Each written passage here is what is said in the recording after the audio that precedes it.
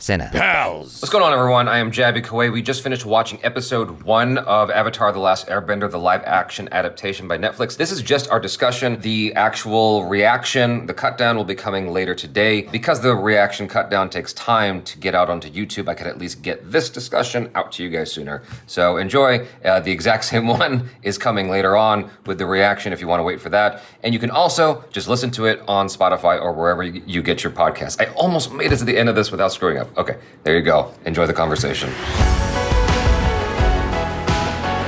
The world building on the part of the filmmaker and the producers and the visual effects artists especially is fantastic. There's a lot of love that went into bringing this to life and getting the world right. Like, that's a character unto itself. Exactly. And I think that they're doing a wonderful job there. The opening was great with the flashback, you know, the pre-story stuff like that. I thought that was an excellent choice. I mean, first of all, it sets the live action apart from the animation. Yes. Because, you know, the animation starts off with they find him in the iceberg, right? Essentially. Here we get the backstory of like why all of this stuff happened, and we actually get to watch it happen. I thought that was a really cool way to go and like a really fun way, like you said, to build the world. That first bit with the earthbender running away and like showing us right off the bat, like, this is the level of like bending that you're going to see in the show. Yeah, it was a great cold open to the whole thing. Yeah. Just to get you in there. I did wonder why he didn't create a wall behind him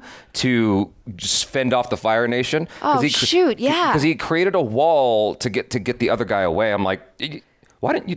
But anyway, but like the conceit is he's sacrificing himself to save the messenger. Yes. I'm like, all right, fine, I'll buy into it because the whole thing was great. It was very nicely done. The development of the relationship between Aang and his master was cool. Like, I got so. Yeah, like I was a little iffy on some of the acting there with the teacher, but overall the relationship was nicely developed, and I fell in love with the relationship between them and the bond that they had. Yeah. I bought into whatever that was between them. I mean, and I think he did a really good job as well, because that role is so important because it means a lot to Aang. Yes. And even though he doesn't have that much screen time, his impact is very, very important. He is that one person that Aang was really close to. And so like you see just the absolute soul-crushing feeling he gets when he sees like his entire people obliterated, plus the person that he loved most. Yeah. As someone who loves the original,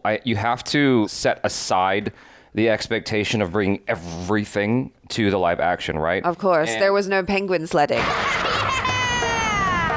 As an example, when he was escaping from the Zuko's ship, there was way more action in the animated version. Inside, him running away and doing airbending. The thing that's missing the most, though, that's difficult to say goodbye to, is the comedy. There's a lot more comedy and goofiness from the cartoon, and maybe it just doesn't translate very well to live action, but I can't help but notice its absence. And so I'm actively having to go, okay, don't worry about that. Just like, how is this? Like, pretend for the moment that almost that the animation doesn't even exist. Right. How is this? What I realize as I'm watching it is part of what is supporting my continuing interest is the fact that I have such love for the animation. And so it's like this weird in-between space I have to go to where I'm like, hold on to the love, but accept this for what it is. Yeah, be open-minded. Because like Iroh, for instance, looking at this for what it is, I'm like, well, this is an interesting take on Iroh. I would have gone with an older, more husky sounding, like slower Iroh, who's more, his gravity is deeper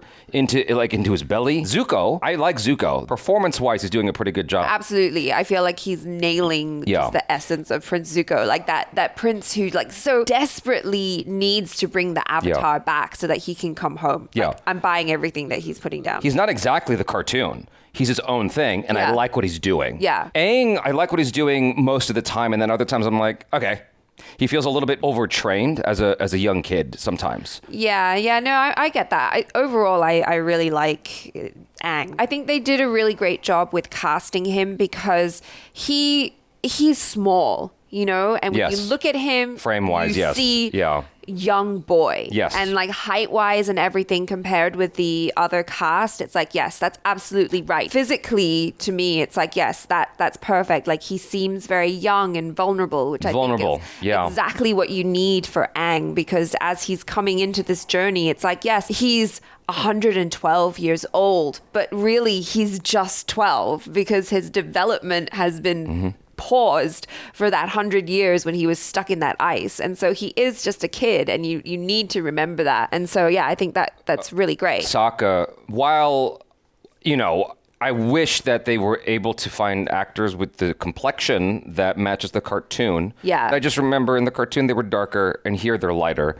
It's fine. But Sokka, the actor, I think he's nailing a nice balance of like the Sokka I am familiar with. Almost like, okay, the original Ninja Turtles movie. It was hitting both. It was hitting the seriousness of the comics, but it was also hitting the tonality of the cartoon. Right. And so he is my Ninja Turtles, right? in this instance, as it were, because like he's got the structure and the voice and the mannerisms, but tone wise, like the show is more grounded, so to speak. It's more serious. Yes. And he's able to ride the line perfectly. I think he's probably the best actor in the show, you know, if all things considered, with what the responsibility is. Right. Well, and a lot of the onus on him is to be the comedic relief as well, because even in the animation, like a lot of the comedy was coming from Sokka, the situations that he often ends up in. Yeah. And so, yeah, he's doing a really great job with the sarcasm, the little asides and stuff. And I feel like a lot of the time when we're laughing, it's because of him. Again, I want to compliment the actor playing Zuko. I think that Zuko is probably one of the hardest roles.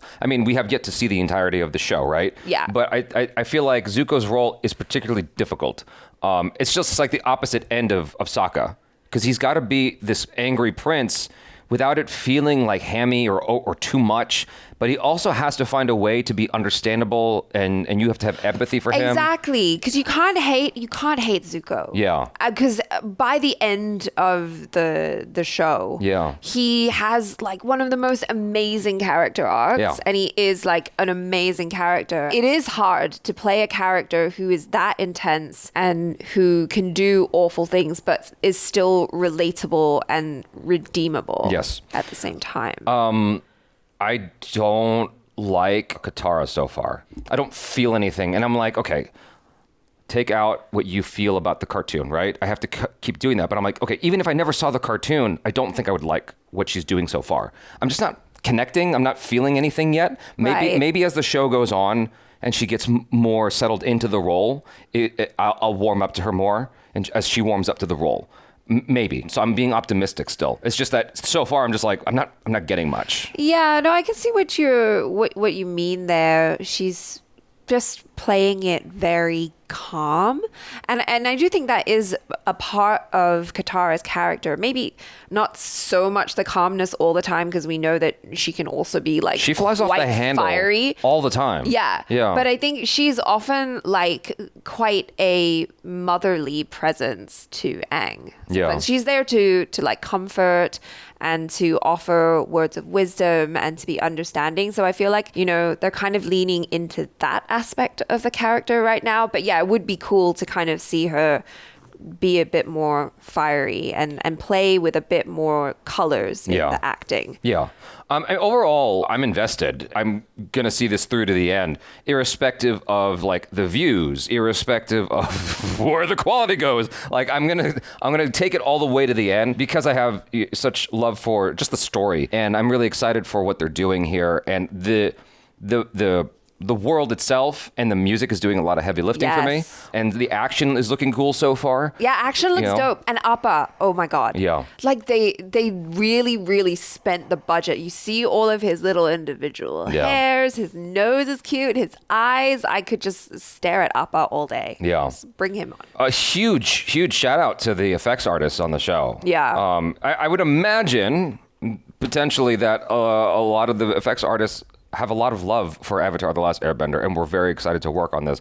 I know, you know, from having a lot of friends that do VFX, just how brutal that can be. I think what might make it easier is if you love the thing you're working on, and Avatar is a very easy thing to like be passionate about. Yeah, I think. absolutely. So Anyways, you guys, hopefully you enjoyed that with us. Thanks so much for hanging out. Looking forward to episode 2 and hanging with you again. I'm Jabby Kuwait. This is Achara Kirk. Peace out.